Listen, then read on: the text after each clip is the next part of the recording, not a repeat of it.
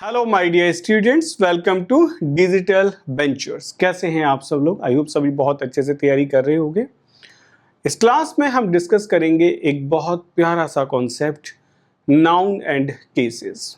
हम सब जानते हैं बहुत सारे क्वेश्चंस ऐसे होते हैं जो नाउन एंड क्वेश्चंस केसेस से आते भी हैं और अक्सर बच्चों को परेशान करते हैं।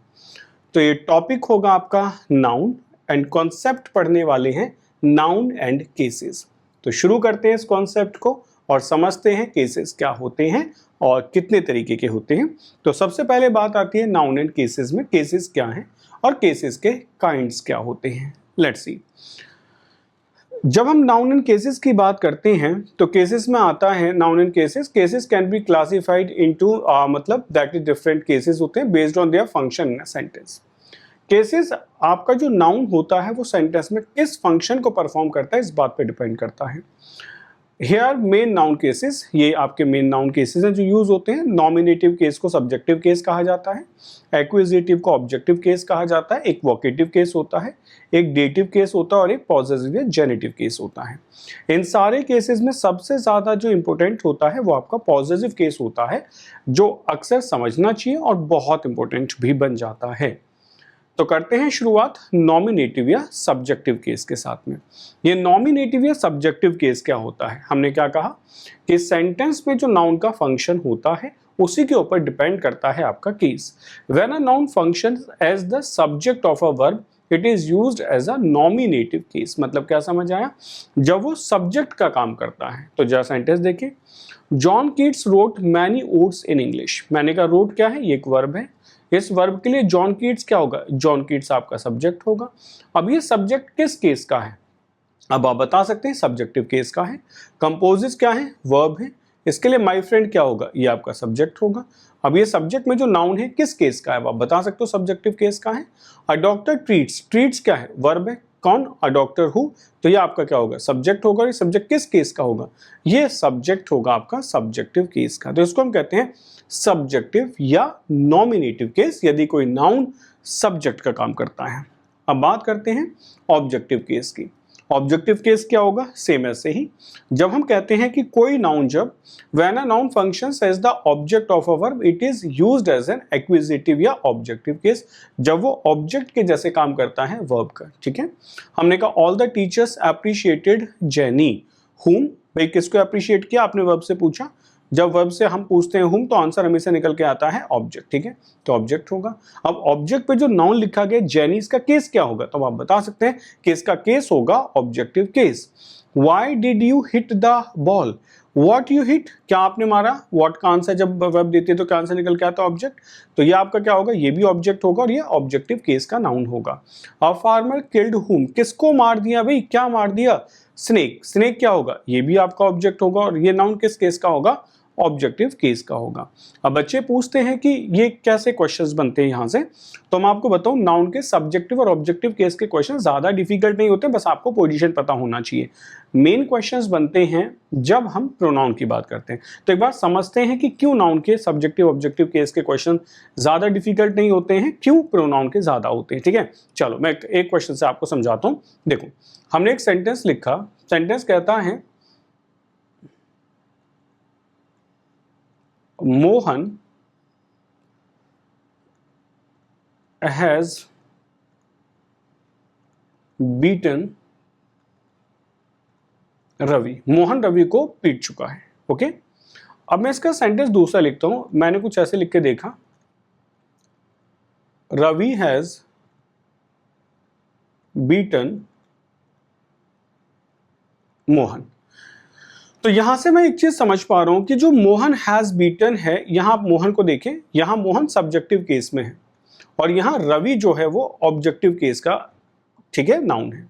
यहां अगर आप रवि देखें तो ये सब्जेक्टिव केस का है और यहां मोहन यदि आप देखें तो ये आपका ऑब्जेक्टिव केस का है। तो मैं ये समझाने की कोशिश कर रहा हूं यहां कि नाउन की पोजीशन चाहे वर्ब के पहले हो या बाद में हो, उसके ऊपर कोई आपको इंपैक्ट दिखाई नहीं देगा। यानी कि स्पेलिंग सेम होगी, कैपिटल लेटर से लिखा जाएगा, मोहन को आप सब्जेक्ट पे लिखें, ऑब्जेक्ट पे लिखें।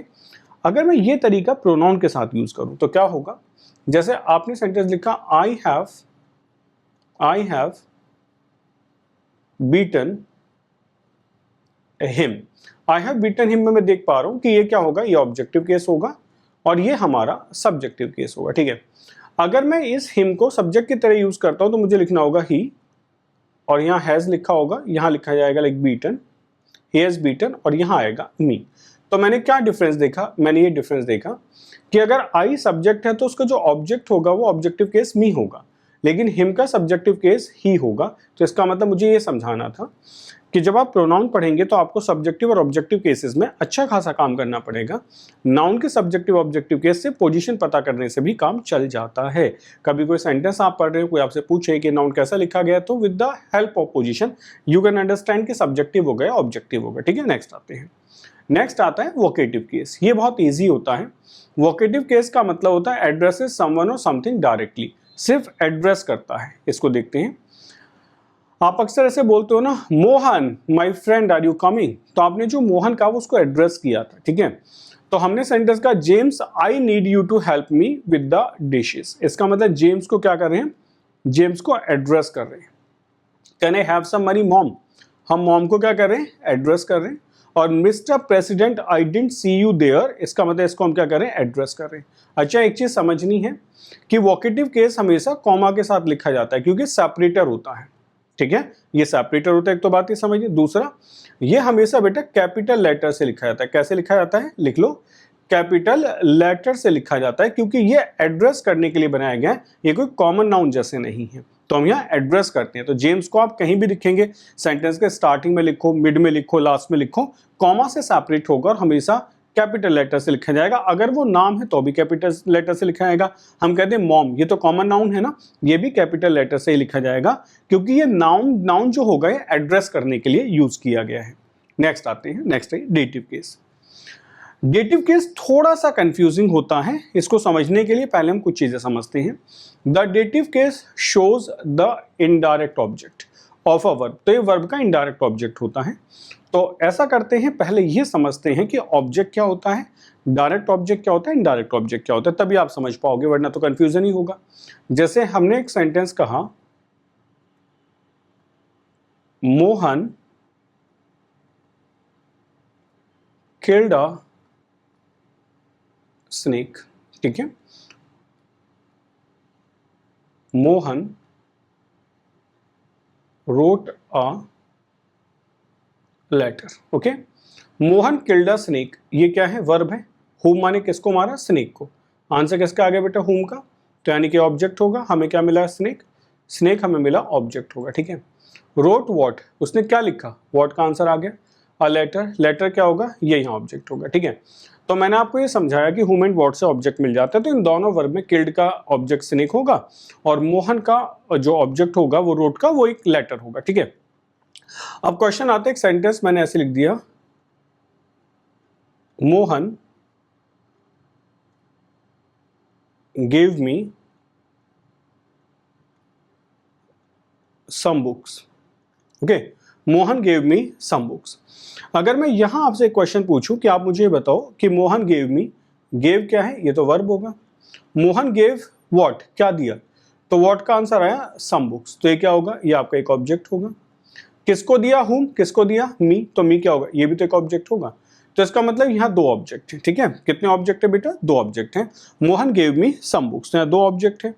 अगर ये दोनों ऑब्जेक्ट हैं तो इसको मुझे ऐसे समझना होगा फिर कि इन दोनों में से एक डायरेक्ट ऑब्जेक्ट होगा, एक इनडायरेक्ट ऑब्जेक्ट होगा। तो मैं आपको नॉर्मल बता देता हूँ, जितने भी लिविंग बींग्स होते हैं ये सारे के सारे इनडायरेक्ट ऑब्जेक्ट होते हैं और जो नॉन लिविंग होते हैं वो सारे डायरेक्ट ऑब्जेक्ट होते हैं। दूसरा तरीका, इनडायरेक्ट ऑब्जेक्ट जो होता है वो इनकम्प्लीट सेंस देता है, direct object complete sense of the sentence देता है। जैसे मोहन गेव सम बुक्स, इसका मतलब मोहन ने मुझे किताबें दी, कुछ किताबें दी, कंप्लीट सेंस है। Mohan gave me, it gives the incomplete sense of the sentence, okay. तो ऐसे हम डायरेक्ट और इनडायरेक्ट ऑब्जेक्ट पता लगा लेते हैं। तो हम क्या समझे, हम अब ये समझ गए कि जब भी कोई इनडायरेक्ट ऑब्जेक्ट होगा, ठीक है, तो इनडायरेक्ट ऑब्जेक्ट जो होगा वहां यूज होने वाला प्रोनाउन जो भी होगा, जैसे मोहन गेव मी, अगर मैं मोहन गेव राम लिख दूं तो ये कौन सा केस बन जाएगा बेटा, यही बन जाएगा आपका डेटिव केस। क्या बन जाएगा, डेटिव केस। आगे क्लियर समझ, ठीक है। देखो, तो हमने लिखा मान्या गेव हिम अ बुक, तो हिम क्या है, ये डायरेक्ट, ये इनडायरेक्ट ऑब्जेक्ट है, ठीक है।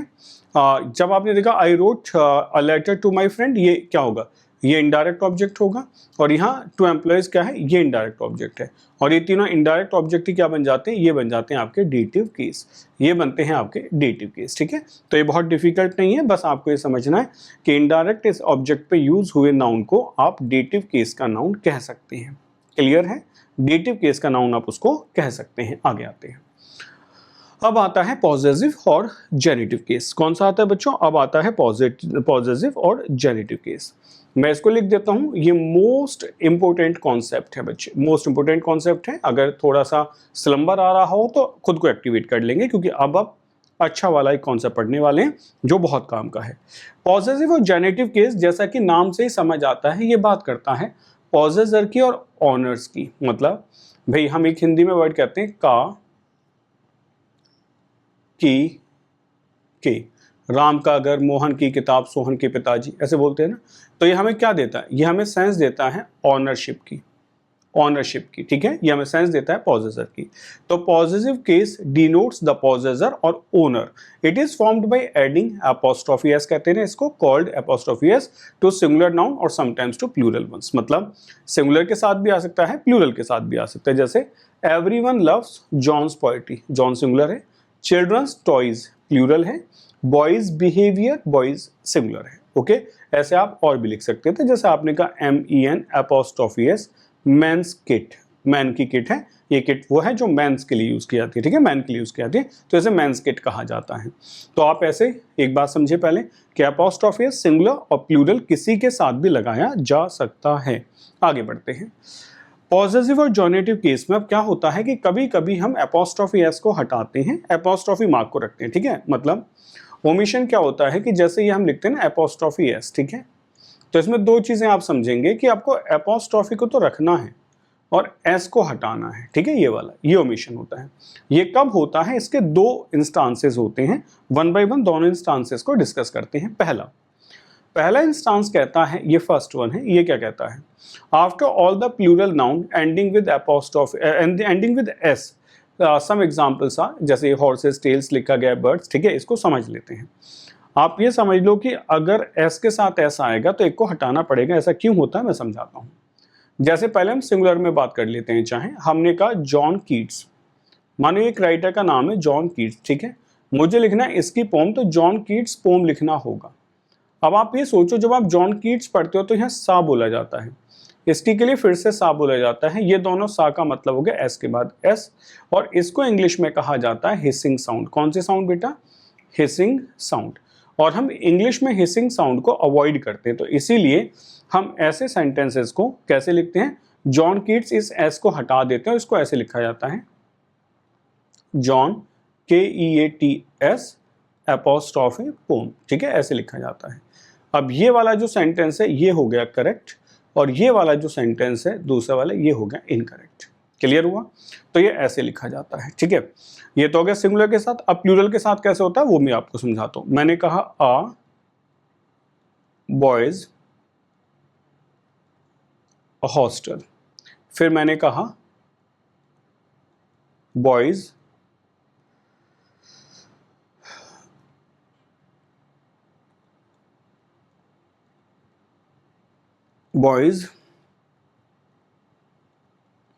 हॉस्टल, और एक मैंने लिखा BOYS ऐसे हॉस्टल। ठीक है, तीन तरीके से मैंने लिखा। तो ये जो आ बॉयज हॉस्टल है, इन तीनों में से कौन सा करेक्ट है ये समझना है। ठीक है, ध्यान से देखें, आप भी सोचो तब तक मैं करता हूँ क्लियर। देखिए, इन तीनों को जब आप पढ़ेंगे तो आपको ऐसे कुछ समझ आ जाएगा कि जब आप ये वाला कह रहे हो आ बॉयज हॉस्टल, तो ये गलत होगा, क्योंकि एक बॉय का हॉस्टल नहीं हो सकता। ठीक है, जब आप कहते हो बॉयज हॉस्टल तो एस के साथ ऐसा आ गया जो हिसिंग साउंड बना रहा है, तो इसका मतलब ये भी गलत होगा। बॉयज हॉस्टल ये बिल्कुल सही लिखा गया। ठीक है, ये बिल्कुल सही लिखा गया है। तो ये तरीका है, क्यों करते हैं ऐसा, हिसिंग साउंड को रोकने के लिए। तो डॉग्स कैनल्स होगा, बिल्कुल सही बात लिखेगी। गर्ल्स हॉस्टल होगा, बिल्कुल सही लिखा गया। ठीक है, she is looking for a girls hostel, लड़कियों का हॉस्टल। ठीक है, द डॉक्टर्स स्ट्राइक हो सकता है, द कैंडिडेट्स लिस्ट हो सकता है। अब कैंडिडेट लिस्ट नहीं होगा, क्योंकि एक कैंडिडेट की लिस्ट नहीं बनाई जा सकती है, तो कैंडिडेट लिस्ट नहीं होगा, कैंडिडेट्स लिस्ट होगा। ठीक है, नेक्स्ट आइए। नेक्स्ट पॉजिटिव और जेनेटिव केस में हम समझते हैं सेकंड तरीका, सेकंड वे क्या है। ठीक है, सेकंड होता है, कभी कभी क्या होता है कि सेंटेंस के जो एंड होता है वो सी पे होता है या एस पे होता है, और उसकी साउंड सा होती है। जैसे कंसेंस का अगर आप लास्ट लेटर पढ़ेंगे तो सा होगा, तो सा के साथ फिर से सा आ गया, यानी कि एस के बाद एस आ गया, हिसिंग साउंड बन गया। तो ऐसे केसेस में हम सेकंड वाले एस को हटा देते हैं।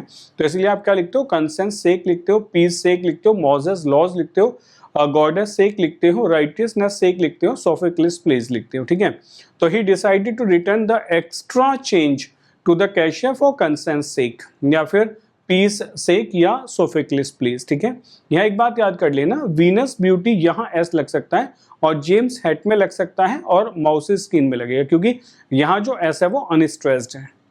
ये थोड़ा स्पोकन का कॉन्सेप्ट है, जब एस स्ट्रेस्ड होता है तब नहीं लगता, अनस्ट्रेस्ड के साथ लग जाता है। ओके, चलिए आगे बढ़ते हैं। नेक्स्ट आता है यहाँ से पॉसेसिव और genitive, some other uses of possessive case are possible. ये बहुत अच्छा कॉन्सेप्ट अब समझेंगे। होता क्या है कि जितने हमने यूजेस पढ़े उतने तो पढ़ लिए, अब हम बात करने वाले हैं कुछ और चीजें पॉसिबल हैं। क्या क्या, देखो हम कहते हैं कि एपोस्ट्रोफी एस जो आता है वो लिविंग बीइंग के साथ आता है। ठीक है, लिविंग के साथ आता है। जैसे समझें, हम कहते हैं अगर राम है तो हम ये लिख सकते हैं राम्स बुक, बिल्कुल क्लियर है। ठीक है, हम ये लिख सकते हैं, लेकिन हम ये नहीं कह सकते हैं ना कि हमने कहा table apostrophe S table slag, हम ये नहीं कह सकते। ठीक है, हमें कहना होगा द लैग ऑफ टेबल, हमें ये कहना होगा द लैग ऑफ टेबल। ठीक है, ये करेक्ट होगा। तो अब होता क्या है कि जो एपोस्ट्रोफी एस है कुछ और जगह भी लग जाता है, वो क्या क्या है वो आपको समझना है। नाउन डिनोटिंग पर्सोनिफाइड ऑब्जेक्ट्स, ऐसे ऑब्जेक्ट्स बेटा जो पर्सोनिफाइड है वहां लग जाता है। जैसे हमने कहा नेचर्स लॉ, ये पर्सोनिफाइड है। फॉर्च्यून्स फेवर पर्सोनिफाइड है, इंडियाज हीरो पर्सोनिफाइड है, सोरोस टीयर्स पर्सोनिफाइड है। तो according to nature's law personified object हो गया। She felt fortunate to have fortune's favour personified हो गया, इंडियाज हीरो पर्सोनिफाइड हो गया। तो ऐसे कुछ कॉन्सेप्ट्स अब आपको सीखने हैं। देखिए नेक्स्ट वन, नेक्स्ट क्या कहता है, नाउन डिनोटिंग टाइम स्पेस और वेट। अगर ऐसा कोई नाउन है जो टाइम की बात करता हो, स्पेस की बात करता हो, वेट की बात करता हो, उसके साथ एपोस्ट्रोफी लगा सकते हैं। जैसे आपने कहा द ईयर्स एब्सेंस होगा, एट 6 months साइट होगा, 3 days ग्रेस होगा, 8 days जर्नी होगा, अ मंथ्स हॉलीडे होगा, 3 years लीव होगा। ऐसे अ बोट्स लेंथ होगा, अ हैंड्स ब्रेथ होगा, अ हेयर्स ब्रेथ होगा, रेजर्स एज होगा, स्टोन्स थ्रो होगा, निडल्स पॉइंट होगा। ठीक है, वेट के लिए पाउंड्स वेट होगा, टन्स वेट होगा, ऐसा कर सकते हैं। ठीक, तो आपने कहा she took a year's absence from work to travel the world, he missed the target by just a hand's breath, या the bag of apples was a pound's weight. Now next questions आते हैं, next हम बात करते हैं next concept पे। देखते हैं noun signifying certain dignified objects, कुछ सोसाइटी के डिग्निफाइड ऑब्जेक्ट्स होते हैं। जैसे द कोर्ट्स डिग्री होगा, सन्स रेज होगा, मून्स क्रिसेंट होगा, नेचर्स वर्क होगा, द अर्थ्स एक्सिस होगा, या सोल्स डिलाइट होगा, हेवंस विल होगा, लॉज डिलेज होगा, ट्रुथ ट्रम्फ होगा, द माइंड साई होगा, द ओशियंस रोर होगा, ड्यूटीज कॉल होगा, द कंट्रीज गुड होगा। ऐसे जगह भी हम एपोस्ट्रोफी का यूज करते हैं। नेक्स्ट आइए, the use of with non living beings created apostrophes to make positive case. ठीक है, होता क्या है बेटा, नॉन लिविंग थिंग्स के साथ हम हमेशा एपोस्ट्रोफी एस का यूज ना करके ऑफ का यूज करते हैं। द लेग ऑफ टेबल होगा इज कर्व्ड, आप ये नहीं लिख सकते टेबल्स लेग, ये गलत होगा। The door of the house होगा, आप इसको ऐसे नहीं कह सकते कि हाउसेज डोर, आप ये नहीं लिख सकते, हाउसेज डोर आप नहीं कह सकते। ठीक है, the wheel of the cart होगा, कार्ट्स व्हील आप नहीं कह सकते, आप ये नहीं लिख सकते, कार्ट्स व्हील आप नहीं कह सकते, कार्ट्स व्हील आप नहीं कह सकते। ठीक है, ये इनकरेक्ट होगा। तो नॉन लिविंग बीइंग के साथ एपोस्ट्रोफी का यूज नहीं करते हैं, ऑफ का यूज करते हैं। लेकिन कुछ अगर ऐसे केसेस हैं जैसे डिग्निफाइड ऑब्जेक्ट हैं, पर्सोनिफाइड्स हैं, या वेट है, डिस्टेंस है, या फिर टाइम है, इसके साथ हम एपोस्ट्रोफी का यूज कर लेते हैं। ठीक है, चलिए अब यहाँ सबसे इंपॉर्टेंट कुछ और कॉन्सेप्ट यूज करते हैं जहां से हम क्वेश्चंस भी देखते हैं। अब कभी देखो ये सारे केसेस ना बहुत इंपॉर्टेंट बनते चले जाएंगे एक एक करके। An apostrophe is used with the last word of compound noun. अब कंपाउंड नाउन हमको पता है, जैसे हमने कहा फादर इन लॉ है, सिस्टर इन लॉ है, ये कंपाउंड नाउन है। ठीक है, इनके लास्ट वाले वर्ड के साथ आपको एपोस्ट्रोफी लगाना होता है। अब यहाँ क्या कंफ्यूजन है वो मैं आपको कंफ्यूजन बता देता हूँ। जब हम ये लिखते हैं SISTER सिस्टर इन लॉ, हमने लिखा सिस्टर इन लॉ, किसी ने पूछा इसका प्लूरल क्या होगा, तो इसका प्लूरल होगा SISTERS sisters in law. Getting my point. तो बच्चों को रहता है वर्ड की एस जो लगता है वो रूट वर्ड में लगता है, हेड वर्ड में लगता है। तो जो सिस्टर्स लिखा गया हेड वर्ड है नाउन को प्लूरल बनाने के लिए। लेकिन जब मैं कहता हूं कि सिस्टर इन लॉ, मानो मैंने लिख दिया सिस्टर इन लॉ। अब मुझे इसके साथ पॉजिटिव केस लगाना है तो मुझे लिखना होगा सिस्टर इन लॉज। अब मान लेते हैं सिस्टर इन लॉज होम, उनका घर है, ठीक है, ये लगा दिया।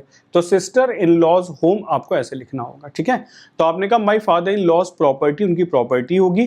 माई सिस्टर इन लॉज रूम्स होगा तो आप ऐसे लिखेंगे, ठीक है। तो आपको समझना है कि कंपाउंड नाउन के लास्ट वर्ड के साथ वो कोई भी वर्ड क्यों ना हो, चाहे वो हेड वर्ड हो या हेड वर्ड ना हो, आपको उसी के साथ एपोस्ट्रोफे एस का यूज करना है। क्लियर? नेक्स्ट आइए। An apostrophe used with the last word of a noun phrase or noun equivalent words। अगर कोई noun phrase है तो उसके last शब्द के साथ ही आप apostrophe लगाएंगे। The king of Delhi's plans, यानी कि The king of Delhi, ये पूरा का पूरा noun phrase है ना, इसके plans की बात हो रही है। The king of Delhi's plans was, अब ये plans तो plural तो was तो आएगा नहीं, क्योंकि king of Delhi की बात नहीं होती, plans की बात होती है। ये पूरी noun phrase है, ठीक है। The government of India's declaration, the government of India's declaration, तो इसमें government of India's declaration की बात हो रही है, तो apostrophe s हमेशा उस नाउन के साथ लगाया जाता है जो बिल्कुल मतलब सबसे लास्ट वाला वर्ड होगा, the government of India's declaration, ठीक है। नेक्स्ट आइए। नेक्स्ट हमारा रूल कहता है an apostrophe use with the last noun word in apposition. Apposition वाले में भी लास्ट के साथ लगता है। जैसे अपोजिशन क्या होता है, जैसे आपने कहा राम कॉमा माई फ्रेंड, तो अपोजिशन होता है रेफरेंस। तो मैंने राम का रेफरेंस देखा माई फ्रेंड, ठीक है। अब मुझे एपोस्ट्रोफी इसके साथ लगाना माई फ्रेंड्स होम। आ गया समझ?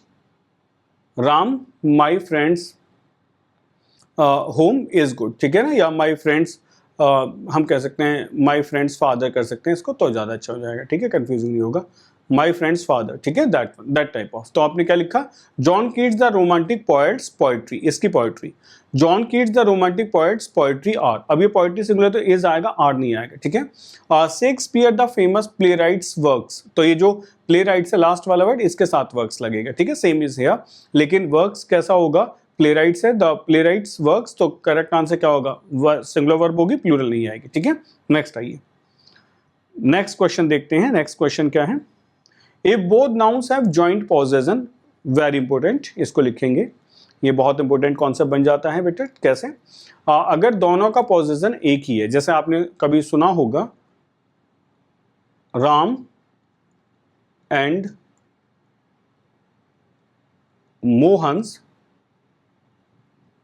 फादर इज कमिंग, ये सेंटेंस से आपको याद हो जाएगा।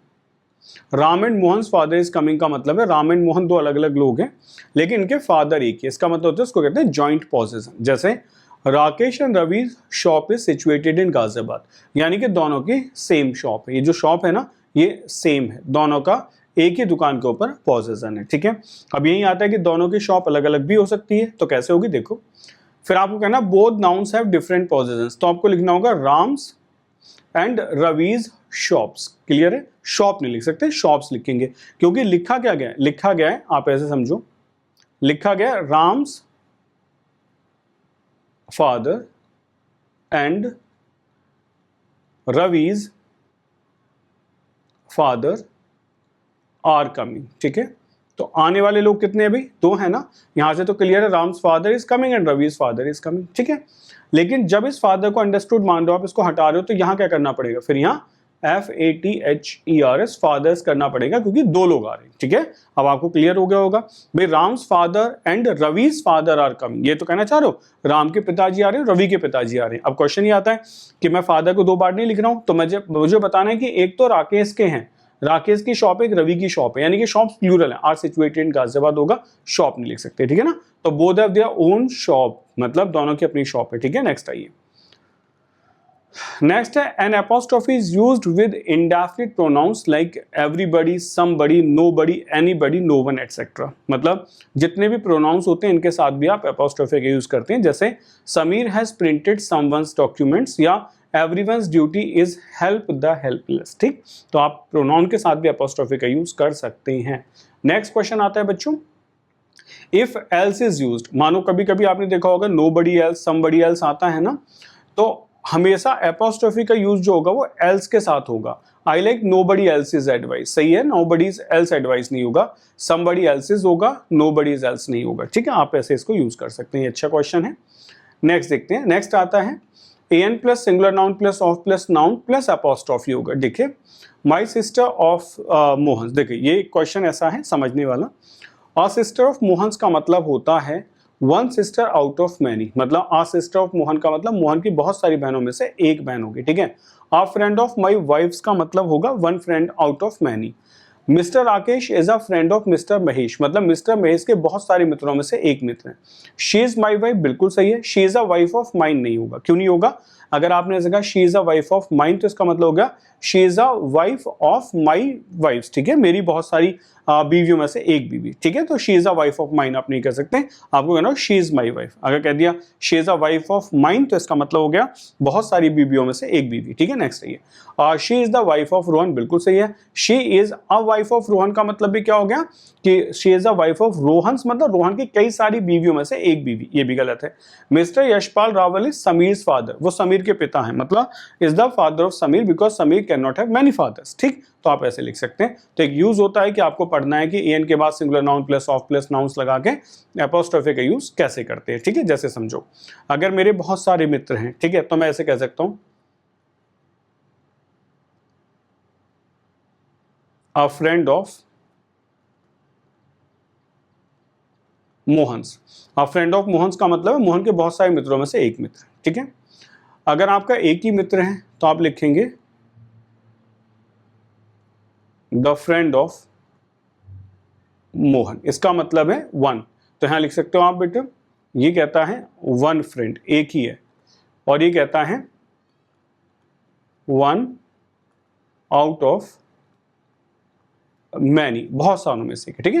ये कहता है वन आउट ऑफ मैनी। तो ये कॉन्सेप्ट है यहाँ पे जो मैंने आपको सिखाया है। नेक्स्ट आइए, an apostrophe is used with the nominal adjectives. ये जो होते हैं ना the plus adjectives, nominal adjective, इनके साथ एपोस्ट्रोफी का यूज, ठीक है। तो आप याद रखना कि कभी भी an apostrophe is not used with the nominal adjectives, इनके साथ कभी एपोस्ट्रोफी नहीं आता है। अगर आप कहते हो द पुअर्स प्रॉब्लम तो ये सेंटेंस बिल्कुल गलत होगा, आपको लिखना होगा the problem of the poor, ठीक है। आपको लिखना होगा the problem of the poor. Next आइए, next, it is not common to use two consequent apostrophes in a row. एक ही होता है, कभी कभी कहते हैं ना Rohan's father's friend has bought a big house, Rohan के फादर के फ्रेंड ने खरीदा है, नहीं, आपको कैसे लिखना होगा the friend of Rohan's father. तो जो सबसे आखिरी वाला नाउन है उसको सबसे पहले लिख देना, the friend of Rohan's father has bought a big house will be the correct answer, ठीक है। तो दो कॉन्जिक्यूटिव एपोस्ट्रोफीज एक साथ नहीं लिखे जाते हैं। सो ये था आज का आपका टॉपिक। आई होप सभी को जो पॉजिटिव केस है बहुत क्लियर हुआ होगा। पॉजिटिव केस में अक्सर क्वेश्चंस मिलते हैं, तो आपको क्लास समझ आई होगी। ऐसे ही कॉन्सेप्ट के साथ मिलते हैं नेक्स्ट क्लास में। Till then take care, bye bye, जय हिंद।